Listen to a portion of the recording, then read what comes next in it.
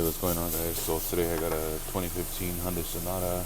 Customer states the ABS light is on. Verified the concern, but went ahead and started by scanning for codes and found the left side rear wheel speed sensor open or short. Both codes are active. So I go to my current data.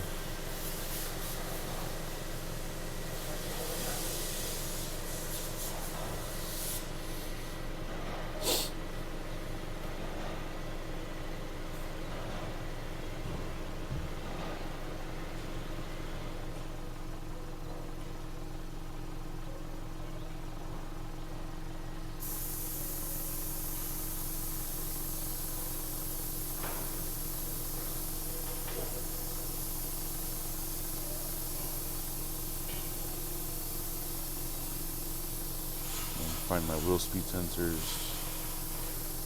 Gonna go ahead and graph them.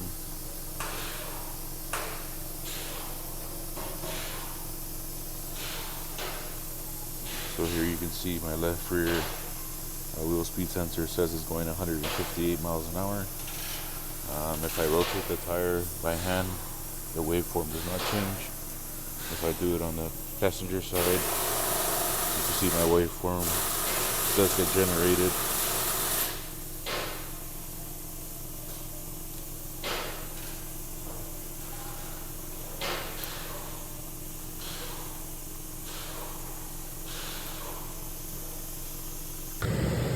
Alright, so I went ahead and unplugged the passenger side, and the same thing is happening with my speed.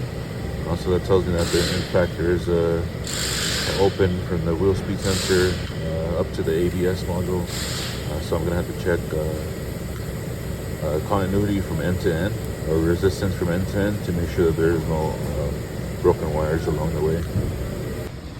Alright, so I'm comparing my readings to the good known side. My power wire does have 8.9 volts. So now I gotta see what I'm missing on the passenger or the driver's side. I'm gonna see, am I missing my ground or am I missing my power? Alright, so on the driver's side, the faulty side, we are missing our power. Also, I do know that I'm facing a power issue now. So this speed sensor has a sub harness. So the wheel speed sensor harness, and then it goes into the chassis. So now I gotta check where the body connector plugs into this harness.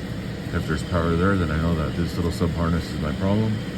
If there's no power at the connector, then I'm gonna be chasing back to the ABS module, possible broken wire or a possible faulty ABS module.